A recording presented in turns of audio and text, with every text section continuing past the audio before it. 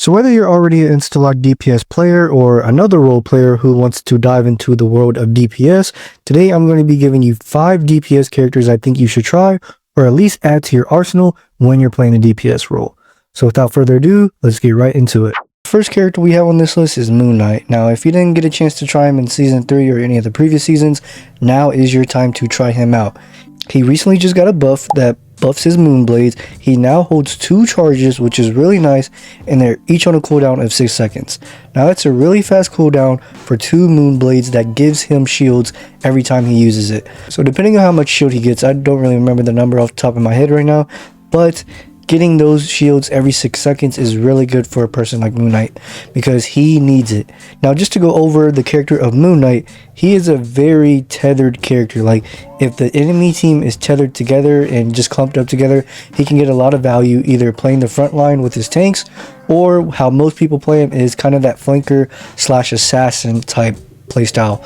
Now, most people are going to play that flanker assassin playstyle, which I don't blame them for because that's the most optimized way to play Moon Knight, because the main thing with Moon Knight is using his onks. Now, if you bounce his normal attack off of his onks, you get really decent damage, especially pairing it with the combo with his moon blades. And now that you get 2 off of that, that is going to be insane. So really, if you're in the right positions and you attack at the right time, getting value with Moon Knight is going to be so much easier than it even was to begin before the buffs. So Moon Knight is a must try character, and if you haven't added him to your arsenal, you might want to do so because his kit just got a whole lot better with having 2 moon blades. Now, one of the things to keep in mind with him is patience and timing. If you go in too early, you will get deleted. He is not a 1v1 character whatsoever. He's very squishy and he can get burst down really fast. So don't go in too early. You need patience and timing with Moon Knight. With that being said, if you wait for the right moment, you are going to feel unstoppable. You are going to punish people that is out of position with their team, and you're going to get easy value every time with Moon Knight. And not even to talk about his ultimate, because that's not really where you get his value from. Yeah, it's nice if you get a few picks with his ultimates with his Ankh combo, but really just his normal attack gets you enough value by himself, and just the Ankh gets you enough value. So don't really rely on his ultimate to get a lot of value. Just having the normal attack and getting comfortable with that is really going to set you on to a nice level with Moon Knight as you progress with him. So learn Moon Knight. He's really underrated in my opinion, and now that he just got these buffs with his Moonblade, I think he's going to be even better than he was in the previous season. So definitely get on Moon Knight. So the second character we're going to talk about today is Storm. Now, I think she's another very underrated pick. I don't see a lot of counters with her, but besides the DPS hit scam players like Hella, Phoenix, and other things like that. But I've seen some really good Storm players out there that can maneuver through all of that, and Storm is one of those flyers that plays so heavily with her team. You cannot flank off with her. You need to be playing with her team because she enables fights, and she can also get you out of sticky situations with her enhanced Wind and Storm. So with that being said, Storm does bring the mobility, the range, and she can really win the fight for you guys with her ultimate, or just getting those picks with her enhanced kills without having to do much effort besides pressing a button. She really dominates in the sky, and she really play her own game if she really wanted to, because she has just that enough damage to fend for herself. And it would be nice, if you have a pocket on you, that would help tremendously. But just in case you don't, you just have to play your position a little bit more careful and know when to come in and go out. And with her buff a few seasons ago, I don't really remember what season it was, but now that her primary attack pierces through enemies, I think her poke damage is really reliable, especially when she turns on her enhanced ability, obviously. So I think she can really turn a fight, just how fast she can burst someone down or a group of enemies if they're in the circle radius of her Wind and Storm. Man, she just does so much damage. And not to talk about her ultimate. Now, people have been catching on to how to counter her ultimate, whether it's patty caking or all just standing beside the ultimate and splitting the damage and killing her as she's using it. Especially with a character like Phoenix in the game now, she's even more kind of useless with her ults, kind of just to make people waste their resources / ultimate, not really to get kills. But hey, people use it how they use it now, and let's just say that the ultimate is not what it used to be, because man, that ultimate would just shred back in the earlier seasons of Marvel Rivals. But now it's kind of just a resource to, you know, make enemies use their resources. And don't expect to get much out of her ultimate these days and future seasons, because people can just patty cake. Supports are only going to get even stronger. I don't care about the nerfs, they're going to get stronger. But with that being said, don't rely on her ultimate, just rely on the basic neutral game that she has. And I think she's an A+ character when she comes to that. So with that being said, she has good poke, she has great mobility, and she can enhance her team to play good position or to play with very high damage. So that's why you need to pick up Storm. Now, character number 3 we have on the list is no other than Winter Soldier, or aka Bucky. Now, don't let the simplicity of his kit fool you, because based on the recent buffs he's gotten to his kit, he might move up a tier. He might move up a tier. Winter Soldier could be the definition of consistency. He does really good mid to long range, you know, poke. He has very good sustain, and the ability to just insta-kill someone with his ult and get resets off of that and make people waste their resources is a really great thing to have for a character like Bucky. He really makes you waste your resources, whether it's hooking you into his enemy, into his team, or whether it's taking you out of position and trying to 1v1 you or something like that. He is really good when it comes to stuff like that. And now with the most recent buff that he got to his fist ability, or his, you know, his dash ability as people call it, he now CCs the enemy for 1 second. And that is major. That is very, very major. Depending on who you grab, you know, you hook them and you dash them back to your enemy, they can't use any mobility resources for 1 second, and that's just enough time for a Luna to freeze you, a Mantis to stun you, or anything like that. So let's just say you're Phoenix and you get hooked, you can't dash away and use your invisible frames. You can't do that because you have to wait 1 second to move or use any mobility. So I just think that small but simple buff to Bucky is going to put him maybe a tier above than he already was. I don't know about that yet, don't quote me on that, but he's going to be way better than he was before. If you can consistently hit hooks and dashes with Bucky, that is the max potential. Well, not the max potential, but that is about as good as it gets when playing Bucky to his fullest potential. If you can get those hooks and dash them into your team, man, you are going to be really good with Bucky, and you're going to cause a lot of problems and a lot of double support ults and things like that, because once you realize a Bucky is good, you respect them. I don't care who you are.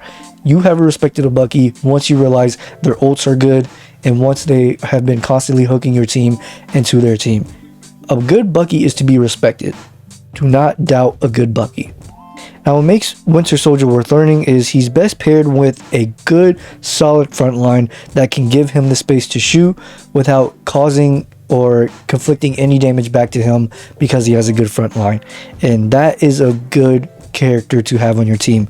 Just think of him kind of like an anchor DPS, you know, kind of sets up behind cover behind his tank, or, you know, a mag or strange or anything like that, and just pumps out damage consistently. He has 2 of those little dash projectiles every, I don't know, couple seconds or something like that. They gave him 2 as well, and I think he gets shield on every ability he uses. So if you can stay alive with Bucky and do consistent damage to the front line, and really a piece of the cake, a cherry on top, if you can land those hooks, you are going to win most of your games with Bucky. And I can't really think on the top of my head right now, correct me if I'm wrong, feel free to comment down below what really counters Bucky. Maybe it's too much dive, but he really helps with that, because if you can land good hooks or even dash, a character that's trying to escape from just diving your team and trying to get away, he's really good at stuff like that, because he does really good impactful damage just with his primary attack and with his little projectiles. So one of the weaknesses with Bucky is his mobility. Like I said, his dash is really good, it's getting above, but once you use that mobility, that's all you have left. And that mobility tied to Bucky's name is vanished. It is gone. So make sure when you're using your ability, especially your dash ability, make sure you're in good position with your team and know where to be in a fight when stuff is about to go down. Because if you're dead and you're 1 of 2 DPS, most of the time you're going to be running 2-2-2.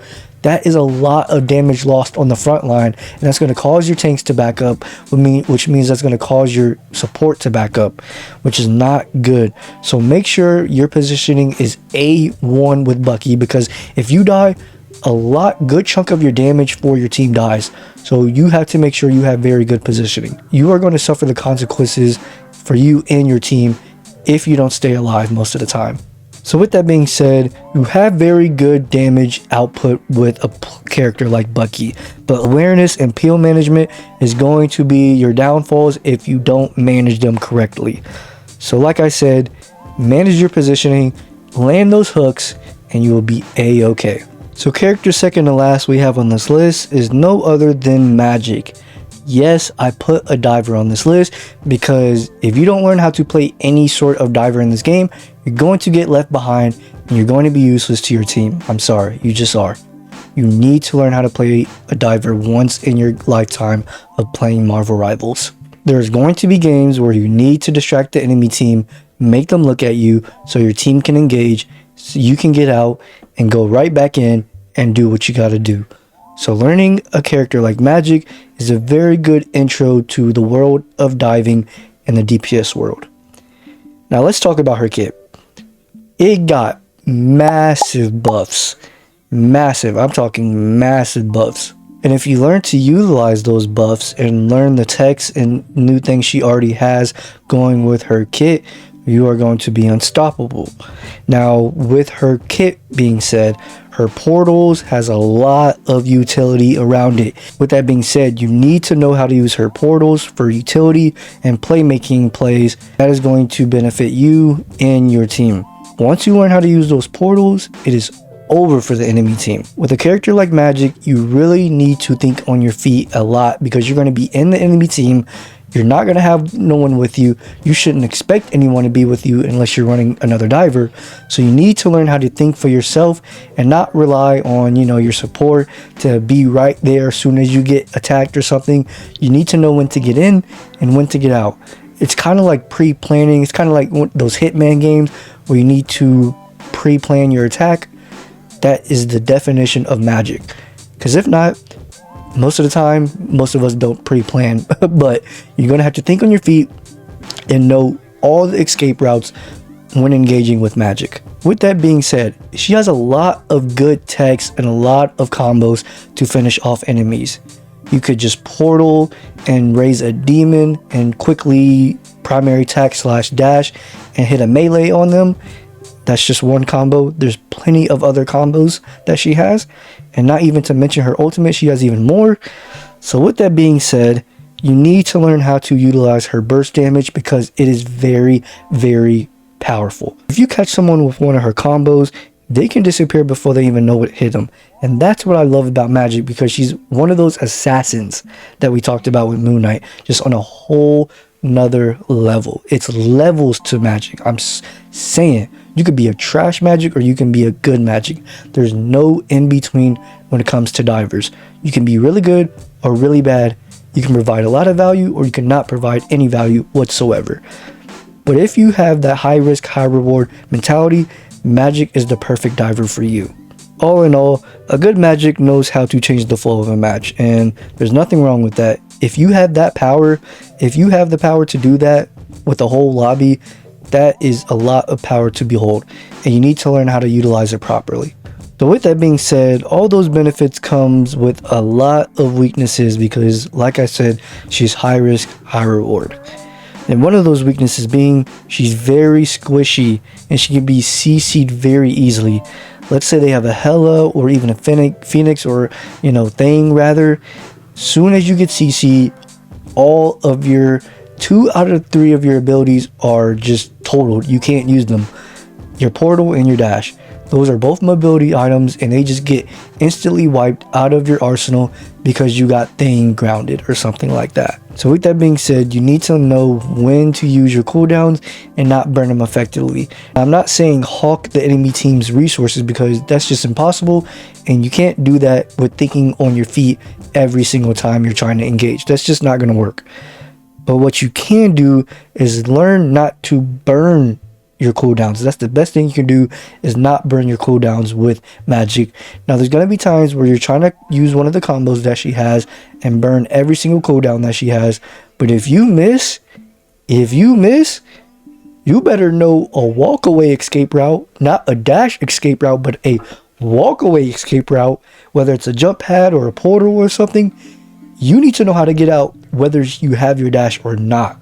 And that's just one of the things you have to be thinking about when you're engaging with Magik. And that's what makes Magik so challenging and so rewarding to play at the same time, because if you burn your cooldowns, you're an easy target. But if you don't, they're an easy target, and you can have your way, whether it's with doing your combos or just knocking the enemy team out of positioning by using their resources, or just having to disengage because you already picked someone off. She really teaches you patience, timing, and how to think one step ahead against the enemy, and that is why you should pick up Magik.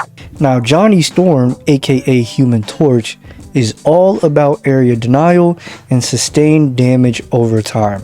His abilities is great for zoning, controlling angles / choke points, and punishing enemies who group up.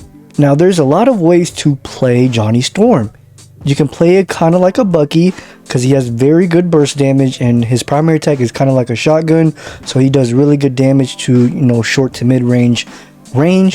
But there's levels to this. You can play him as a flanker assassin, and that's mostly how people play him. Some people do kind of a hybrid playstyle, kind of frontline and kind of that flanker assassin type. So I'm not going to tell you how to play him. Both play styles are optimal for a character like Johnny Storm. So go ahead and knock yourself out. But let's go over his kit and tell you why he's a must-know character to learn. So what makes him worth learning is just how he forces you to think about positioning in space. Because if you know that Johnny is open and didn't get banned for some reason, you are going to be having to look up every single time, because he could be on your side, he can be on the top of your screen, he could be right in front of you, dealing constant damage with his fire blast, trying to cause a pyro prison, and trying to kill you with his meteor. A good torch player knows how to funnel enemies into the pyro prison, or set them up to be causing damage over time in his pyro prison, and just keep them pressured at all times. There should not be any second or any reason why you're not shooting your primary attack and shooting the pyro fire blast at the same time. Now, there is a tech where you can shoot his primary attack and kind of melee at the same time to save resources with your primary attack, but me personally, I don't think that's optimal. I don't think it's really optimal. So I wouldn't do that if I were you, especially just trying to learn him. Don't worry about that tech, because it's kind of useless in my opinion. And this is coming from several, even maybe hundreds of hours. Okay, not hundreds of hours, but I have a lot of time on Johnny Storm, and I really know how he can be utilized, and that is just not one of the ways. Just don't fire your primary attack every time you get it. Wait like a half a second or something like that before you use the next attack, because he has a shotgun for a primary attack, and he does really good damage if you land it. It's not like a DPS where you have to constantly hold down the trigger or something like that to get meaningful damage over time. No, he does it with one single primary attack. So with that being said, don't rush to use your primary attack so fast, because if you know how to utilize and save his primary attack, you can kill enemies in even 3, sometimes even 4 sometimes. Now, he did get a recent nerf with the blade patch not too long ago with his pyro prison damage, but let's be honest, he's still an S tier pick, and nothing can get in his way, maybe except a good Spider-Man or a good Hela. But other than that, he's really good. He's always going to stay on top for as long as his changes doesn't get changed, or his abilities doesn't get changed for that matter.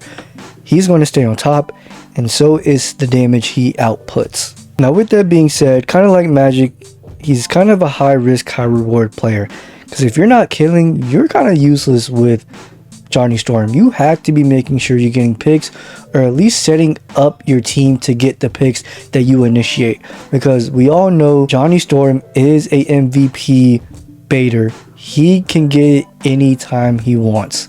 Without much effort, he can get MVP anytime he wants. And hey, you just gotta knock it. You can't knock it to him. That's how a Johnny Storm is meant to be played. If a Johnny Storm is on your team and he's not MVP, you know they weren't playing to the fullest potential of that character. Because like Ultron, there's just no way you should not have MVP if you're doing your job with the character such as Johnny Storm. Now, like we talked about, one of his biggest strengths is the damage dealing. He's A+ when it comes to that. He can set you up to die, and he does really good damage, not even to mention his ultimate. It does really great damage and very good at area denying. Very good. Now to talk about his weaknesses. There's a bunch of trade-offs for a good high damage dealing output character like Johnny Storm. One is he's very fragile. Now, why people use the tech I talked about earlier is because it reduces his hitbox and your ability to hit him. Now, that's really the only thing it's good for. It does kind of mess up with your aim, but once you do master the tech, you kind of get used to it in a sense. So it's really up to you, personal preference, if you want to use that tech for the time you want to learn Johnny Storm.